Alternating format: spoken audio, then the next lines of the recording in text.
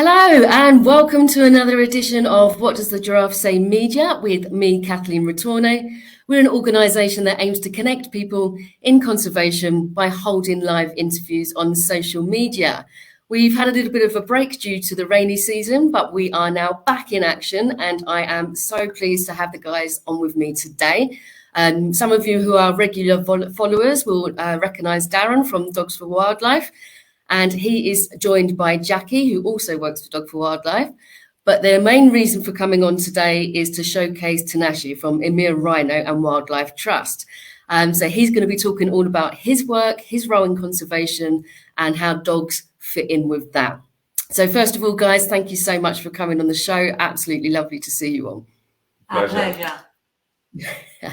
So Tinashe, we're going to start off with you. So you're a ranger in Zimbabwe, as I understand it. Can you tell us a little bit about your background, how you got involved in becoming a ranger and into conservation? So at the moment, I'm the head of anti-poaching, but normally I didn't start as the head of anti-poaching. I started as a general hand. I was passionate being part of the team. So I rised through ranks from being a ranger from general hand to be a ranger, to be an animal handler, and now being the head of anti-poaching. Sorry, I was just going to say, was conservation something that you was always interested in, or was this kind of something that you fell into and as you say, worked your way up from? So I started like general hand, and I was happy to be part of being ranger. So I was passionate to be working with the animals. So I grew up being passionate to be part of the team. So I wasn't living at Imire, actually. I was living in the other community. So we used to go to our school trips. So during the school trips, I was interested and I want to join the team. Then when I had the chance to work as a general hand, I was promoted to be part of the rangers and working with animals, being an animal handler with different species like buffaloes, elephant, and rhinos. So from then, I was promoted to be the head of anti-poaching. So I had lots of trainings, being a ranger and advanced trainings, which I excelled in, and I was promoted to be the head of anti-poaching. And as I understand it, you've won an award as well for your work. Is that right? Yes, we excelling. We're doing very, very well, honestly. And we got the dogs from Dogs for Wildlife, which we're working with, which we are doing very, very well. I can tell you quite honestly and wholeheartedly that this guy here, Tinashe, and the rest of the unit at Imire are just incredibly inspiring. The dedication, commitment, and passion and enthusiasm that they put in every single day with the work that they do, and the development that they've shown over the period that we've been supporting Imire, and obviously prior to that, before we even knew of Imire, is just outstanding. And he's a fantastic guy, and he's a huge ambassador for conservation and obviously all of the work that these rangers do all across Africa. And we're just going to quickly switch back to you guys, actually, Darren and Jacquie. Can you tell us a little bit about Dogs for Wildlife? How did it come about being set up? Was there a particular moment that you went, we really want to make sure we're doing stuff for conservation and we can use our skills with the dogs here?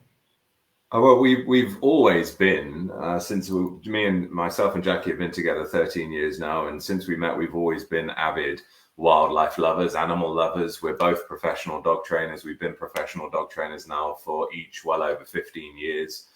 And it was kind of a natural progression into, utilizing animals to protect other animals. And we have a lot of experience training operational dogs all across the UK. And we thought, what better way to utilize that experience and knowledge base that we had to develop dogs to work on the front line protecting wildlife. And we established Dogs for Wildlife at the end of 2018, obviously a very difficult period as we started to come into COVID, but we've had some, we're a small, very close-knit personal organization and team, and we have some great impact on the ground.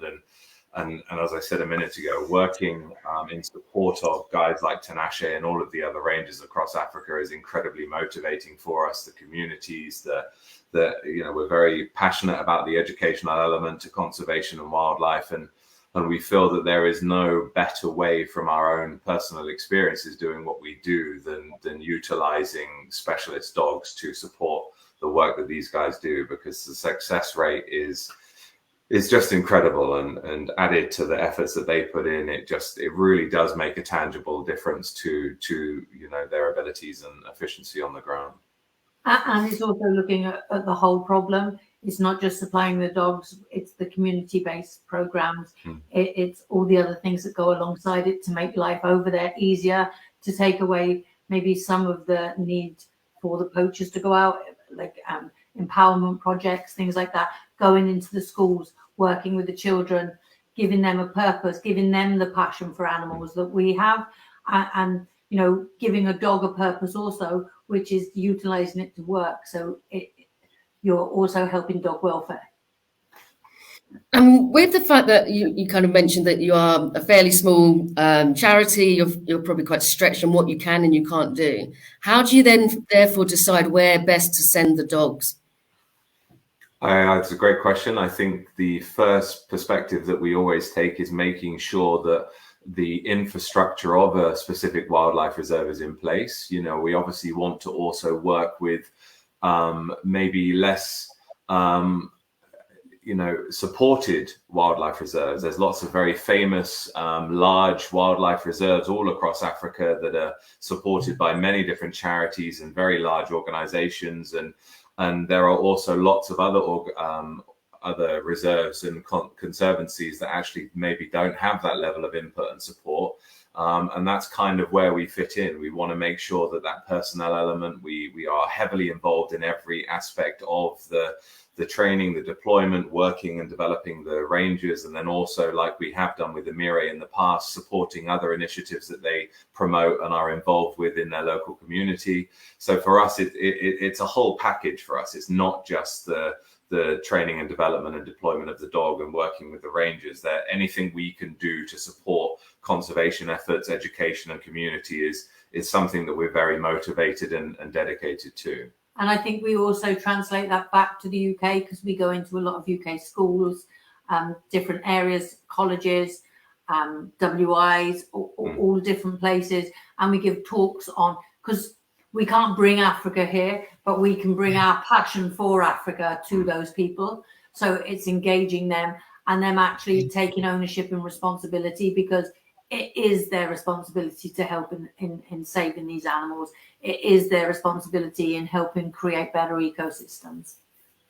Yeah, it's fantastic work all you guys are doing. So big thank you from everyone for everything that you're doing.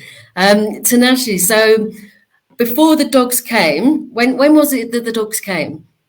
That was like 5 years ago. Yeah.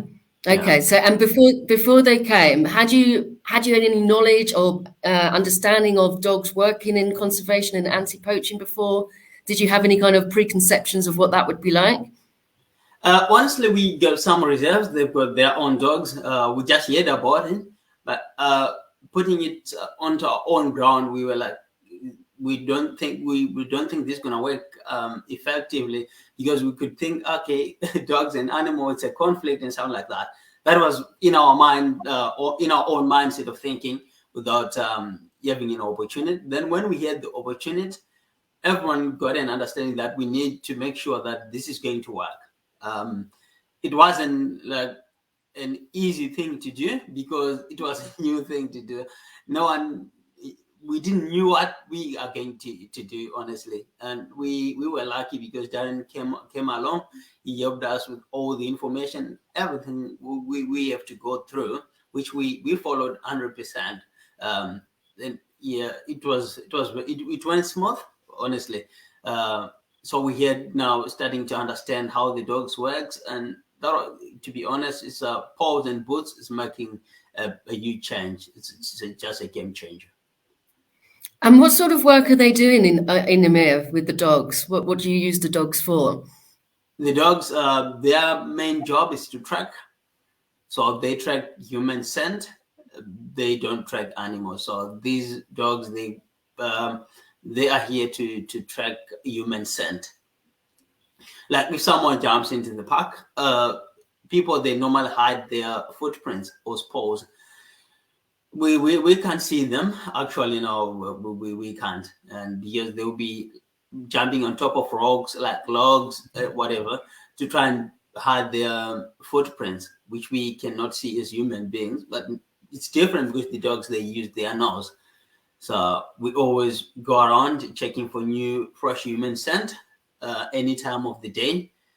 So that's how the dogs, they're successful, because they're good on tracking. We may go a long way tracking, which is outstanding. And time taken when tracking ourselves without the dogs, it's going to be long. And if you're using the dogs, it's going to be quicker. So a prime example, we've done 12K track, which is we did some like 30 minutes with the dogs, and we're doing it on our own without the dogs. That would take almost half a day.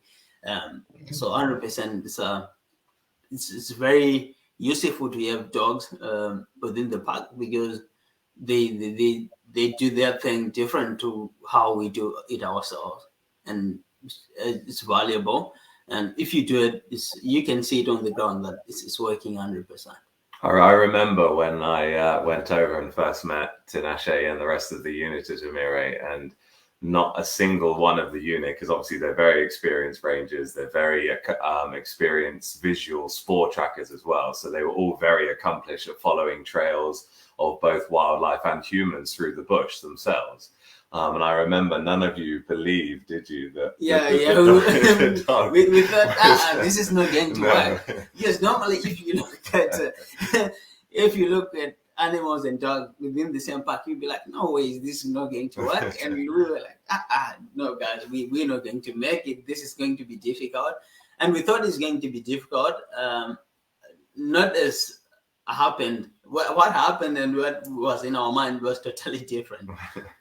And I think as well, that's a lot down to the imprintment that we're fortunate, because like we link with Cumbria Zoo, Folly Farm, that we have the access to get those dogs around pretty much every animal, big animal they're going to encounter once they get over there. So we've deconditioned them to actual stress of, oh, it's a rhino, oh, it's an elephant. So, it doesn't phase them. No. Nothing phases them. They're environmentally bomb-proof, aren't they?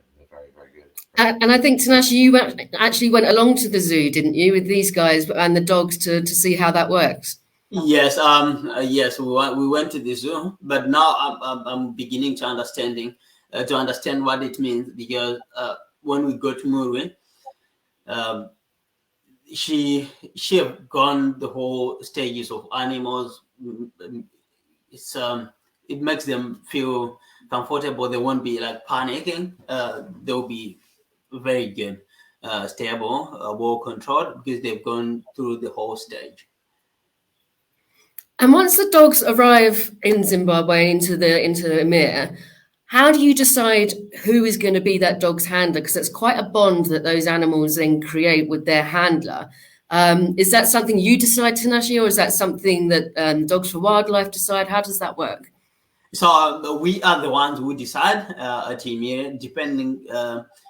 We always work with our guys every day. We know their weakness and their strength. Working with the dogs needs someone who is we have got extra passionate. You need to be there. Your brain needs to think, and we need a person who got a good drive, who doesn't give up, who's constantly willing to do something, because it will add more element of hard work.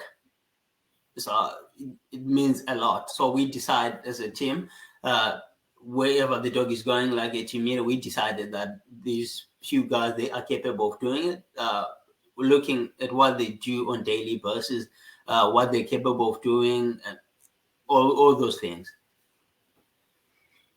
And for the handler itself, how long is the process for it to him or her to understand what the dog's behavior is telling them, and to know that that the dog's taking them on the right track, that side of things?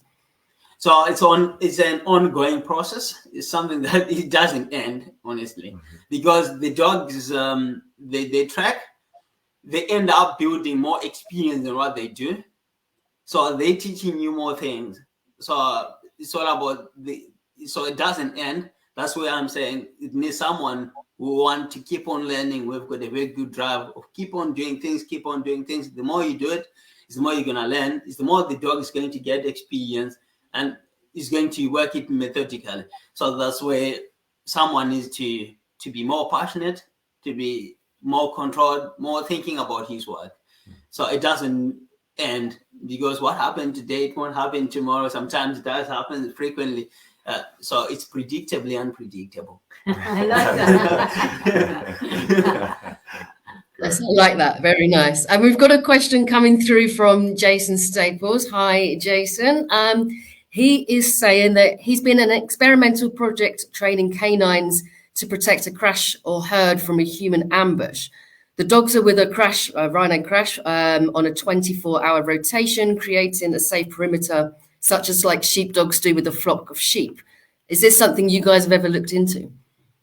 It's not something that we've actively looked into or heard of. I've heard of many experiments similar to this in across India, where they're utilizing canines to shepherd elephants away from crop populations and local communities in as safe a fashion as they possibly can. But I've not heard of canines being utilized in the fashion that Jason has mentioned. You know, I've heard of plenty of rangers that are actively safeguarding rhino 24 hours a day, but using canines for this, although it's something that, you know, would obviously work and is working within this experiment, it's not something that I would particularly and personally look at doing, because I feel that the value of a canine can be utilized in a much more efficient way, especially when it comes to tracking. And also it comes to, you know, product of animal origin detection dogs. I feel that the rangers that are with and looking after and safeguarding the rhino on a 24-hour period, they are armed and they are more than capable of, you know, protecting those rhinos under their care and supervision. And I feel a canine's best asset effectively is its ability to utilize its nose, whether that would be for tracking human scent or detecting product of animal origin. And especially with the dogs, because they can track at night.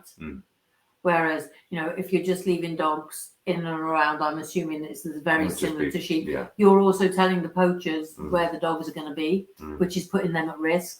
So for me, I prefer the dogs being with the rangers. The dogs are safe, they're protected because they're with the rangers, and you can utilize them in all different areas, because obviously rhino, but there are so many other things that are happening in these conservancies. Snares, they're indiscriminately killing all species of animal.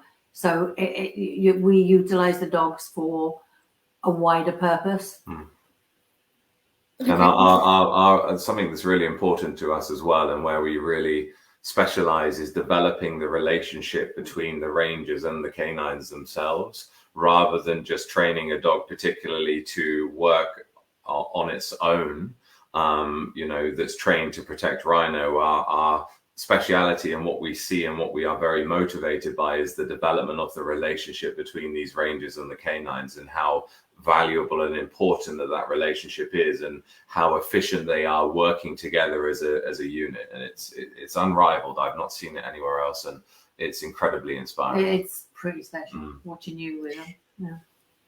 That kind of feeds quite nicely actually into the next question that's come through. And that's from Dagny. Hi, Dagny. And they're asking, what dogs make the best trackers in a wildlife reserve environment? Great question, Dagny. Specifically, we have a couple of breeds that we utilize at the moment, or have quite a great deal of experience in. We use the Belgian Malinois or Belgian Shepherd. We use the Dutch Shepherd, which is the brindle derivative of the Belgian Malinois. We are actively developing another breed at the moment, which is a new experience for us particularly, and that's a Bavarian mountain hound. So I know that a lot of areas across Africa use bloodhounds for tracking. I personally find the bloodhound a little bit cumbersome and a little bit slower, so we've gone with the Bavarian mountain hound, which is a little bit smaller, a little bit more agile, still has the same level of methodicalness with his tracking capabilities. So generally Malinois, Dutch Shepherd, or or Bavarian Mountain Hounds we're looking at the moment as well. Excellent, thank you very much. And then kind of switching back to you then, Tinashe. In Zimbabwe, obviously you have issues with with poaching, and you need to have the anti-poachers. Every country around the world kind of has their own threats and challenges to wildlife. What kind of are your main ones that you're seeing? And aside from the dogs, how do you combat these challenges? So at the moment, like Imire is surrounded by people. So these guys, they mentioned about school engagement. So Imire, normally we now have community engagement, including schools. Schools, we are teaching them the importance of animals. So the community, they are benefiting in this way. We immediately runs a honey project. It's a beekeeping project. So community doesn't have a very good environment because of wildfires and lots of things happening out there. So inside the park is a very good area where they can do beekeeping. After they harvest the bee, the honey is being sold to the clients or to anyone who wants to buy them, but normally tourists. By doing so, it's they're giving money to do something else which they want, which they won't come to Imire to do poaching because they respect the fact that they are running a personal business within Imire, which they're getting money from. And we got some clients overseas, they are happy to help in any way they can, one or another paying school fees, one or another buying trees for the community. It's an ongoing issue. If someone says you want to help the community by doing such a thing, to us it's grateful and we're happy because they value that. So now people, instead of poaching, they are giving a value that from wildlife. So it's making a big difference. So when we're running our ranger intakes, we give community an opportunity to come and be a ranger. That is, if you are fit and strong, and if you are capable, and if you are passionate. So if you are a person who is like that in our community, you get a chance to be a ranger or to be employed first than other people away from the game park.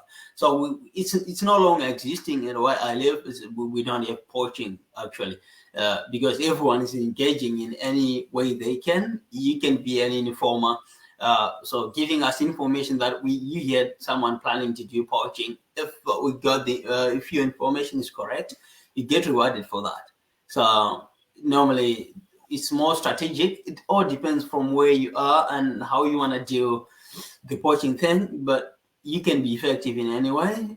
Dogs have made a big difference because we used to have like few spores into the park. When we did our trekking and we arrested people, that have stopped. So everyone is doing their best to give us information, and we got our forces on ground working effectively, which have made a big difference. And you mentioned there that you do education with the younger children as well. I know when I've spoke to others working as rangers that they've said that oftentimes it's the children then that go home and tell their parents, actually, no, this is wrong. We want to look after the animals. Are you finding that's the same kind of thing? Yes, it's working 100%. So when you're looking into the environment, we don't look to animals only. It's more like biotic and abiotic factors. The environment is including the animals. When you got the animals, when you don't have the animals, the impact of animals into the environment, and the environment without being occupied with something, with impact from people and stuff like that. So like people, they've got their cows and goats and whatever. They need to take a very good look to their environment so that they will have their prime example. If the cows, they're too skinny, they won't be able to go in stress. So the production is being slowed. So by doing so, teaching the community that they begin to understand that fertile environment will give them more. Yeah. The same as us, the way we're doing it to keep the environment, it looks nice and everyone can view that from their own perspective. By teaching them now, they get it straight into their head that a healthy environment is very important, even to their own lives. And benefits everybody. And I think that's really crucial. And again, like with us as Dogs for Wildlife, we're working with another charity in the UK where we're getting school children in South Africa, in KZN, into reserves. So it's being funded. We're raising the funds so we can get these children, because although they live in the community, they don't get to experience it. And we're getting the young children taken in there. One of the field guides will be doing it with them. So he's teaching them in situ all about the wonders that they've got around them. So hopefully they go home and they're doing exactly what you said, telling their parents, no, this is wrong. You know, so slow steps, but we can make big footprints. Yeah, no, I completely agree. We've got a comment coming through from Winnie. Hi, Winnie. And she is asking, she's saying, first of all, the work you do is incredible protecting wildlife. Is there anything else apart from the dogs that could help you with the work, like more vehicles, for example? The work that we're doing at the moment is obviously relevant just to the deployment and training of canines, obviously the educational work there are, and I know of numerous reserves that would welcome the opportunity to upgrade some of their vehicles, including the vehicles that they use to patrol the anti-poaching units. So yeah, any support that anybody is willing and open to offer in terms of promotion, in terms of sustainability, in terms of providing equipment, because obviously the rangers themselves need constantly updated equipment, uniforms, radios, etc. You know, anything, even camelback, something as simple as a camelback or as a decent water bottle, anything that thermos flasks, you know, anything that they can use to make their life easier, more comfortable. You know, the work that they're doing, and you know, Tinashe, the rest of the unit on Imire, all of the other rangers we work with, that, you know, we pull ridiculous hours here in the UK doing what we do with our love and passion for Dogs for Wildlife, and we go over there, and I feel sometimes that I need to constantly be doing more, even though I feel like I'm doing a lot, because the work that these guys are doing. So, you know, as much as we want to support the work we're doing with the dogs, obviously anything that can be done to help continue to support the rangers, provide more boots on the ground, you know, maybe look at providing more salaries for some of the rangers in terms of allowing certain reserves to employ more anti-poaching rangers, you know, increases their livelihoods, it increases their opportunities, it helps more people protect wildlife. So there's so many areas that you could look at supporting. And especially like with the Bonamansi project that we've got going in South Africa, that's exactly what we've done. So Cumbria Zoo are funding the 2 rangers' salaries. We're paying for their qualifications, and we've already supplied 1 dog, and Cozy will be the 2nd dog. But there's also other things, like with the community projects. We do a spay and vaccination project at Imire, so we fundraise all year so we can send money across, because one of the biggest killers is rabies. In the UK, we don't realise that, right? So we fundraise so we can get all the dogs vaccinated around Imire. I also collect collars and leads that Tinashe is taking back. But how as a community that they bring their dogs, they get rewarded for it. They get given a collar and lead. They're taught about welfare, about worming their dogs. There's so many little areas that we're working in to help these children. There's so many areas people can help with. Yeah, I think that's the thing, isn't it? People don't realise just how much small things can make a big difference, and things like rabies, which we don't have in the UK, can be a huge issue in other areas. We have a question coming through from Jason, saying you're very inspiring, and Tinashe, he's loved hearing about all your experiences. And they're asking if Jacquie and Darren, can you tell us more about your training program with puppies from the beginning, and what you have to put into the puppies to get them ready for deployment as anti-poaching dogs? How young are they when it all begins for them? Great question. So with our puppies, obviously all predominantly 95%, there's been maybe 2 dogs that we haven't bred ourselves. We breed the puppies here. So we've got 3 generations of, especially the Malinois and the Dutch Shepherds. So we know nutritionally everything that goes into the parents, the bloodlines, the genetic influences within them. Once the puppies are born, from day 2, we start an early neurological stimulation program. We're constantly handling them. We give them environmental exposures to so many things, getting all the neurons firing in the brain. So as they develop, they're going to be bomb-proof by the time they're ready to be deployed. Myself and Darren train them every single day, 7 days a week, 365 days a year, come rain or shine in the UK. But it's the level of passion that we put into those dogs is then transferred across, and it makes a smooth transition to the rangers. And the dogs will quickly transfer that across. And don't get me wrong, when we go back over, Murray's 7 now, when we go back to Murray's, the moment she smells us, that scent imprintement, and the 15 months that she was with her, bang, it straight back. And she's like, ah, mum's here, right? So, you know, it is our passion, making those dogs absolutely bomb-proof. So when the rangers have them, they're utilizing what they were bred for. You know, we're giving the dogs, and the dogs are so well looked after over there. They're like one of the team. You know, I know you with Chinga and Murray, you know, you'd go in before the dogs would. I don't think sometimes people appreciate, you know, the level of input that it takes to get one of these dogs to the point of where it's being deployed to a reserve like Imire.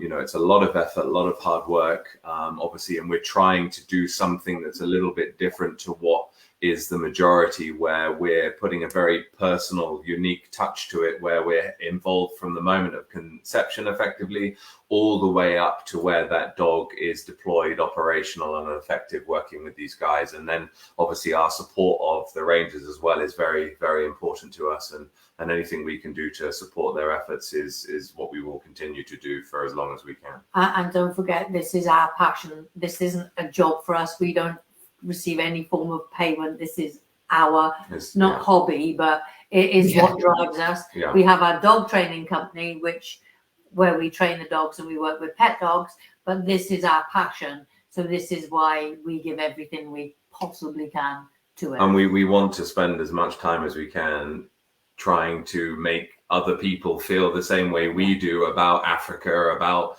the people in Africa, about the rangers, about conservation, about the wildlife. It's such a special, magnetic place. And every time we come away from there, all we want to do is go back as quickly as possible. When can I get back there? And you know, it's very humbling. You know, the people are absolutely incredible.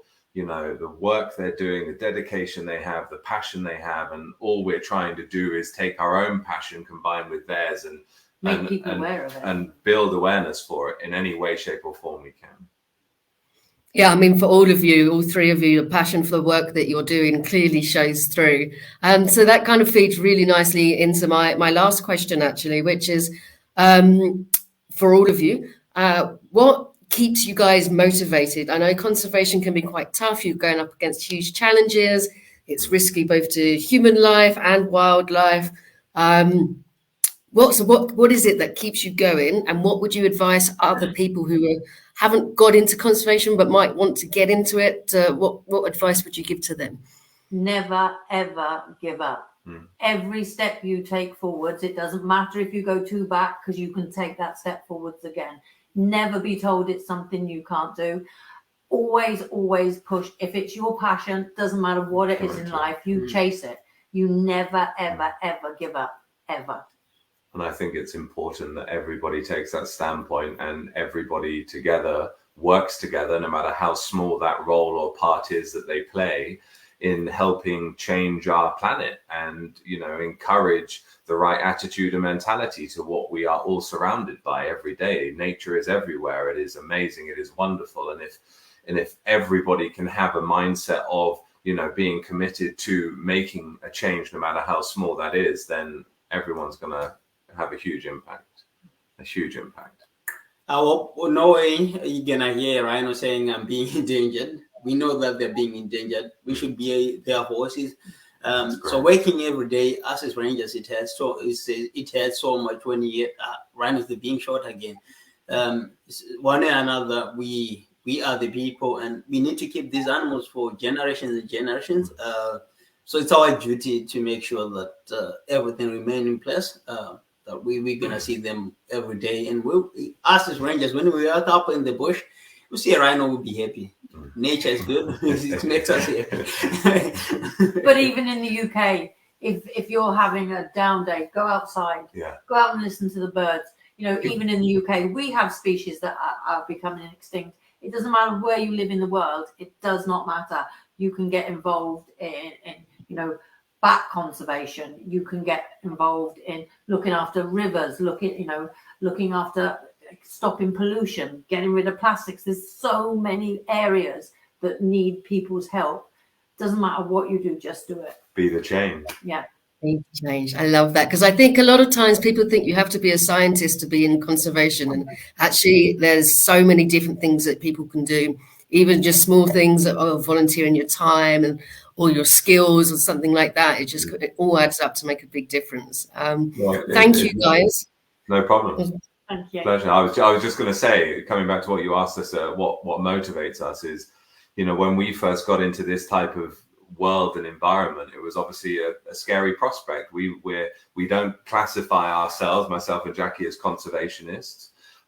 We love wildlife. We're passionate about wildlife, and following on from what Jacquie said, nothing that, you know, we were initially afraid of or hesitant of getting into this type of industry has held us back because of our passion, because of our dedication to it, and we just want to keep growing and building and helping as many people as we possibly can along the way. What you don't know about, you learn.